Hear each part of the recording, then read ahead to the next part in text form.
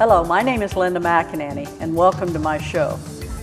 My guest today is Mayor Carrie Tergin, the mayor of Jefferson City, and also the owner of Carrie's Hallmark. And so I know she's a busy lady, and we always talk about how busy people are when they come on, but I will tell you, this lady she's got a lot of energy. So thank you, dear, for coming and appearing. Well, thank you for having me. I always love coming and chatting with you. Well, it's always fun.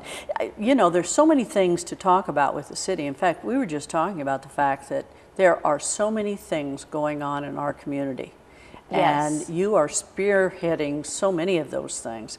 But one thing that's very exciting is the MSP, that whole MSP opportunity. Give us an update. What's going on with MSP? Yes, it's a very exciting time to talk about prison redevelopment. We're very fortunate that we had a bill in the House and Senate that passed during session, and the governor signed the bill at the prison in July.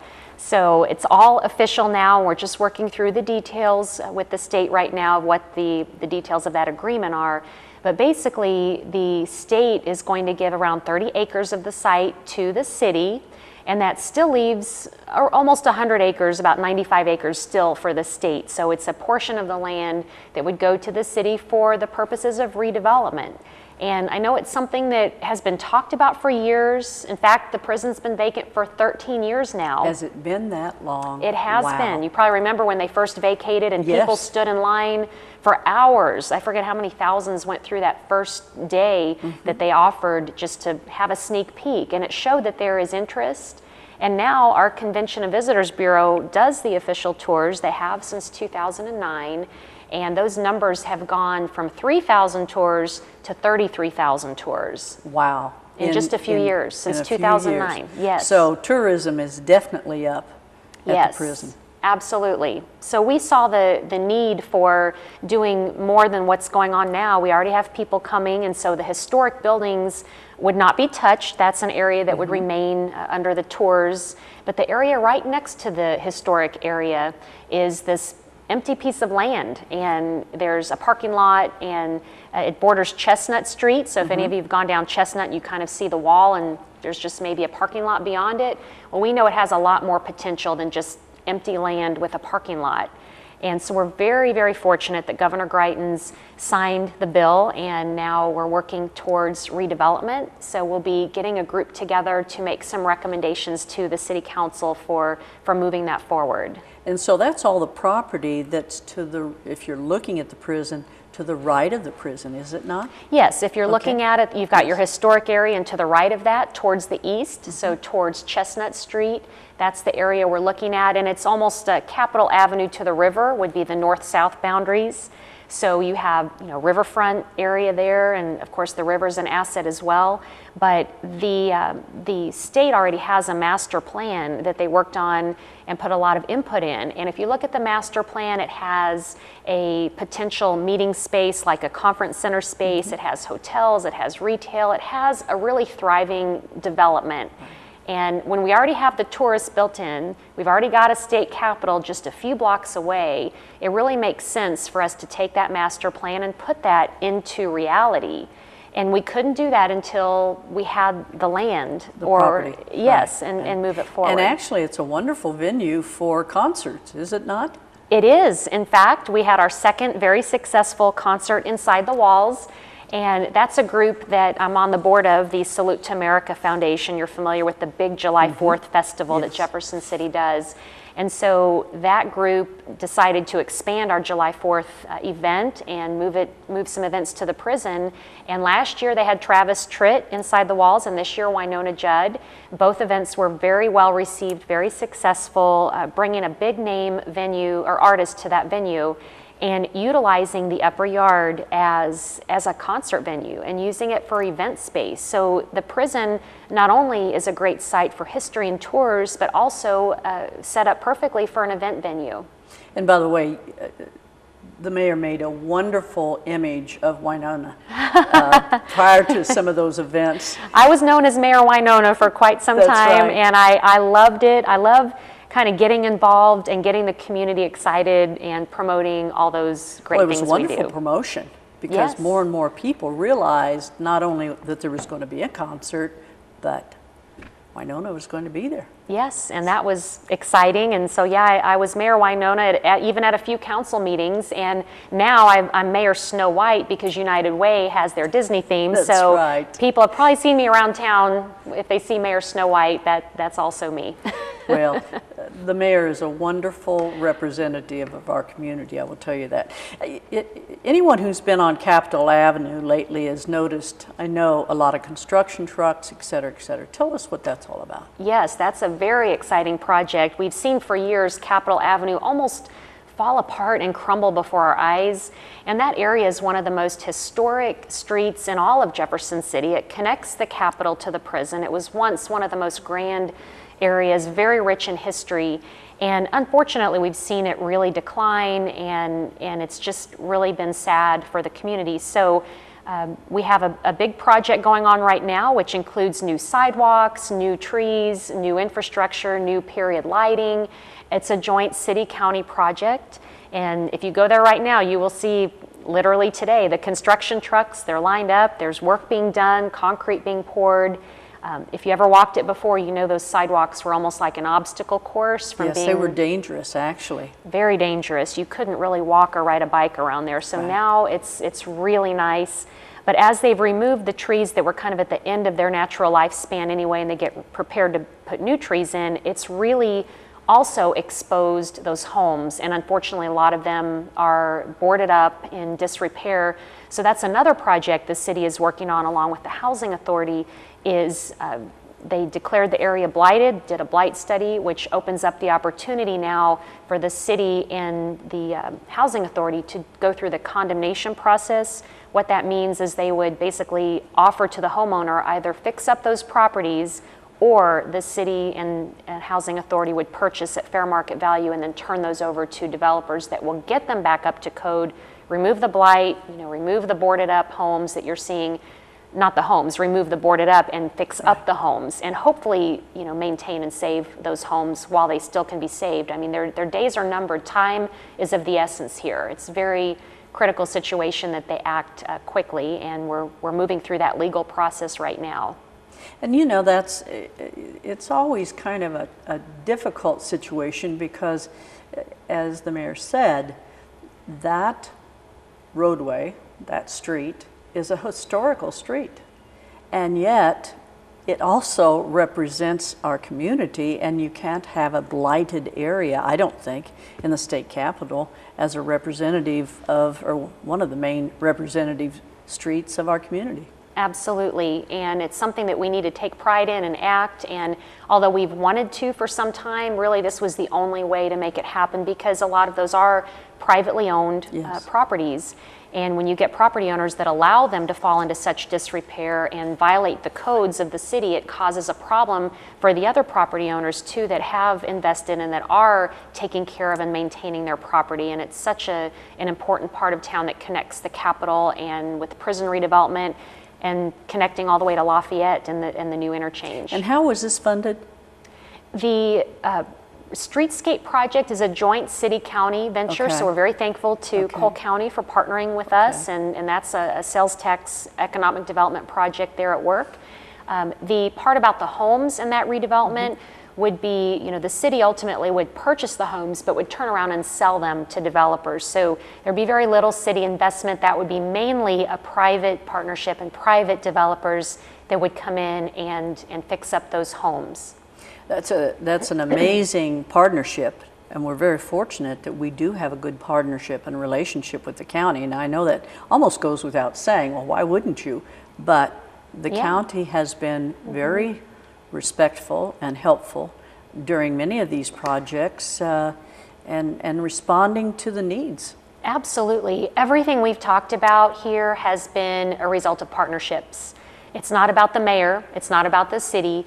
It's about forming these connections and partners with the city and the county and the state, our Chamber of Commerce, the Convention and Visitors Bureau, I mean, you name it, the business groups in town, private individuals, developers, businesses. This has really been an amazing time where we're seeing a lot of partners in Jefferson City work together to make redevelopment and make our city better. And for many of these projects that we're talking about, you can go into the City of Jefferson website. It's www.jeffersoncitymo.gov, and there's a lot of good information in there. I encourage you all to do that. We're going to take a break right now. When we come back, we're going to talk about some other exciting things that are happening in our community. Stay with us. We'll be right back. I'm Ann Littlefield. I'm Claudia Kehoe. And we're here to represent the Food Bank of Central and Northeast Missouri. Over half of the Missouri students qualify for free or reduced lunches at school during the week. But on the weekends, many children go home to empty refrigerators. The food bank provides buddy packs, backpacks full of nutritious food, so over 6,600 hungry children have food on the weekends. But the need is much greater. Will you help? When you adopt a buddy, you reach out to a child in need. Your 50 cents a day will make a difference in a child's life. Visit www.sharefoodbringhope.org or call the food bank 573-474-1020 to adopt a buddy. The Boys and Girls Club works to enable all youth, especially those who need us most, to reach their full potential as productive, responsible, and caring adults. Success is within the reach of every young person who enters our doors. We work with youth to ensure they achieve academic success, develop good character and citizenship, and have a healthy lifestyle. Boys and Girls Club of the Capital City. While some doors just open, our doors transform. Great futures start here. Find us online at bgcjc.com and like us on Facebook. We're proud to be a United Way partner agency. Welcome back, and thanks for staying with us. My guest today is Mayor Carrie Tergin, and Carrie, we've talked about so many things at the beginning of the show here, so many activities that are going on, and I know you're involved with every single one of them because, by the way, I enjoy your selfies. Oh, thank you. That reminds us of what's going on in the community as well. What impact, we were just talking about prison redevelopment and Capitol Avenue, what impact do you see this having on our area? You know, this is very important that we do take into consideration why we need to worry about this area and developing it, because we're the only city in the country, we're very uniquely positioned, the only city that has a state capitol, a river, and a historic prison. We're the only city that has all three of those things. So I think it's important that we, as a community, look at our assets, what we are, what we're given, you know, be proud of what we have, and we don't necessarily have to invent who we are. We know we're the hub of state government. We know naturally people visit us because of that. People live here and locate here because of our state government. And also, you know, we have this beautiful river, and you've seen the area across the river, Norrin Access and Wilson's Serenity Point. It's become a destination. The Master Gardeners have an incredible garden out there. That's beautiful. They have a beautiful area. They do. If you haven't, I would encourage people to go there and look. There's things for the kids to do. It's a beautiful setting. There's a dog park? Yes, there sure is. So take the animals out there, enjoy, take your pets. So we really are very unique because we have those assets. And it's important that we build upon what we already have as a community. We can't let that go. We can't let the prison go. We can't let that site crumble.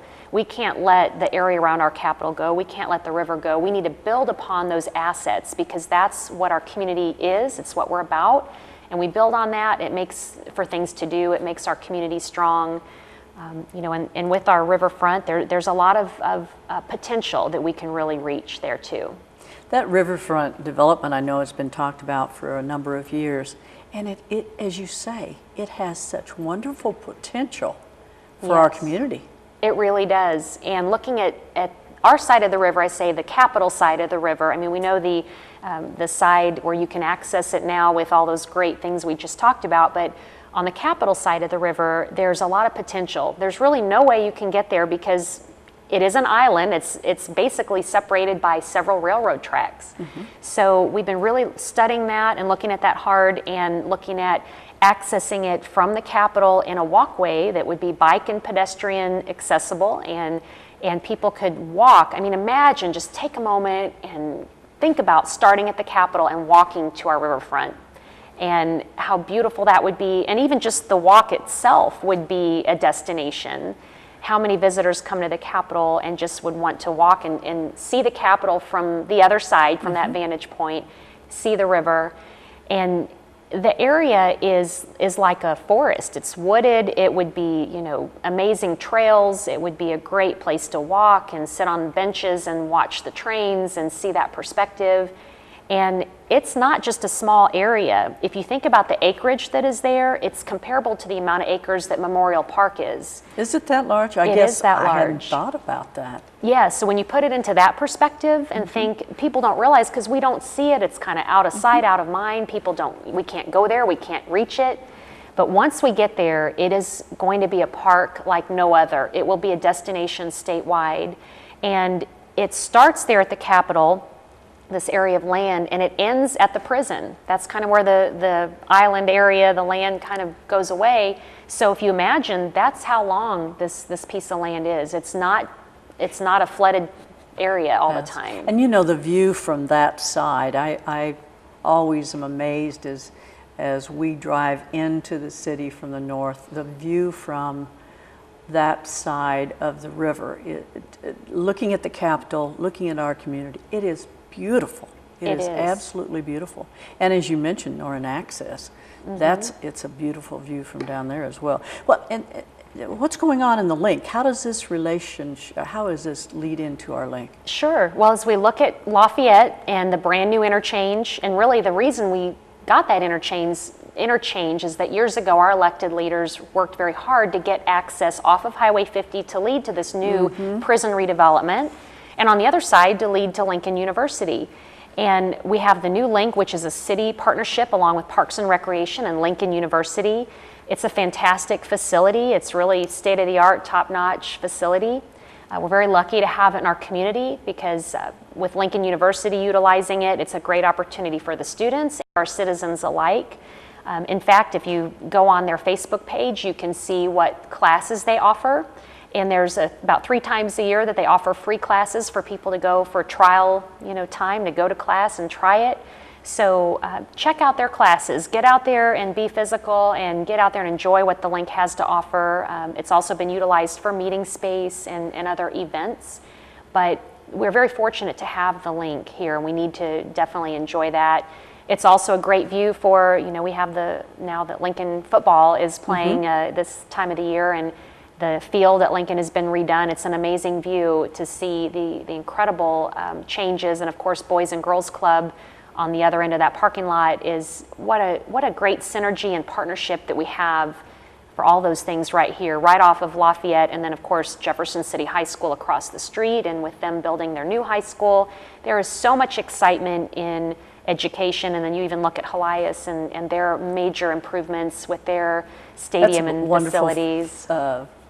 Athletic facility. It's beautiful. Incredible. It really is. And I think it's important for those of you in the community to realize that the link is a facility that can be utilized not just by Lincoln students, but by our community.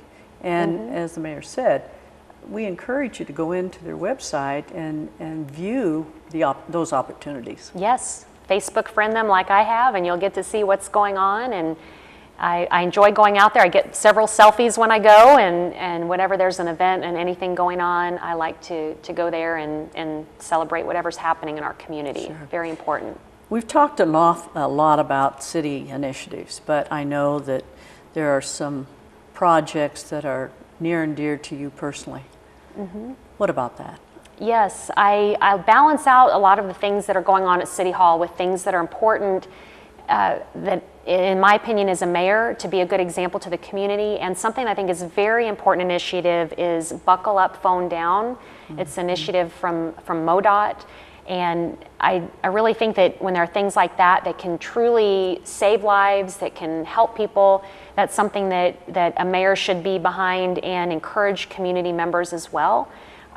If you are not familiar with Buckle Up, Phone Down, I encourage everybody to go on MoDOT website, and they can click that link and learn more about it, because they can take the pledge to use their seatbelt every time they get in the car and put their phones down when they're driving. And of course, in the state of Missouri, minors, it's a law for minors not to be texting and driving, but it certainly is a frustration that we don't take that law as seriously maybe in the state of Missouri as I think it could be, because it truly has deadly and serious consequences. It just makes sense.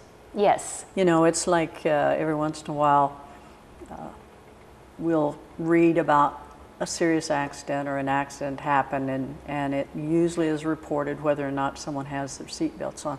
Well, folks, it's not only the law, but it just makes sense. Yes. And the same thing with not only texting, but I find that I don't even like to talk on my phone in the car because I don't want to be distracted. Yes, distracted driving is deadly driving, and we want to encourage people to join the movement. In fact, I brought some information to share with your viewers that they can accept the challenge, and there is a special day on October 20th is Buckle Up Phone Down Day in Missouri. So I will be celebrating that. It's Friday, October 20th, so check out my Facebook page. I'll be taking plenty of selfies, of course not while driving. I'll be taking safe selfies, but I want to encourage people to take the challenge. We have taken it at the city of Jefferson, Cole County, several companies have taken it. So you can take it individually as a pledge, you can take it through your company, talk to your employer, and it's not necessarily a binding rule. What it is just an initiative. I mean, we hope it's a binding rule for you, but what we want is to encourage everybody to take this challenge personally, encourage others to do it because it is so important. And if you look at the website, it gives you tips. Put it out in your employee newsletter. Encourage people to follow this. If they have to talk on the phone, use it hands-free. MoDOT has some great tips as well. If people call you in the car, you let it go to voicemail. If they call you maybe twice, it's important, those kind of things. But trying to follow some tips that will really make it safer for all of those that are on the road, those behind the wheel and the others of us that are sharing our roadways, that have this responsibility to drive for not just for us, but for everybody out there. And I think it sets a good example. Yes. For young people and for generations to come, that it's wonderful to have our phones. It's instant communications. At the same time, they can be a hindrance to those activities that need our total attention. And driving does need total attention. It does, and we don't always think about it, so I'd encourage everyone, go to modot.org, buckle up, phone down, accept the challenge like the mayor did. That's very important. That's an initiative that very near and dear to my heart is being involved with Coalition for Roadway Safety. I take an active role in that.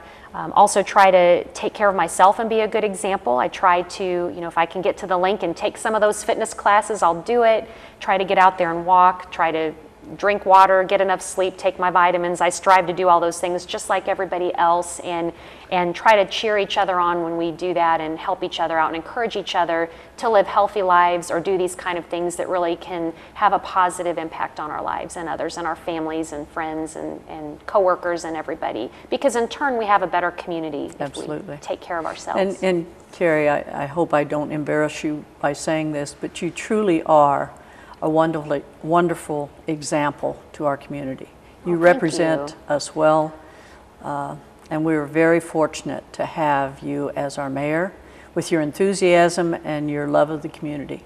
And Thank you. As I often said, having been in the retail business a few years ago, it's not an easy business, much less to have two what I consider to be absolute full-time jobs as you do as mayor as well. So thank you for what you do. I appreciate it. And if you want more information about our city, you can pick up the phone, you can call them, 634-6304, or once again, you can visit their website, which is www.jeffersoncitymo.gov. Does the city have a Facebook page? We do. We also are on Facebook. City of Jefferson is on Facebook, so please follow us on Facebook. Yes. Shame on me. We'll I did not know that. Before we leave, we'll get a selfie and we will post it on our city Facebook page. And I promise to go in and friend the Facebook page this afternoon. Absolutely. I hope you all do as well. And you can watch our council meetings online as well. That's good. On the website, I yes. encourage you all to do that as well. Yes. Thank you. We look Thank forward you. to seeing you at literally all of our events. Thanks. All right, and Enjoy we look it. forward to seeing you next time. Good night and God bless.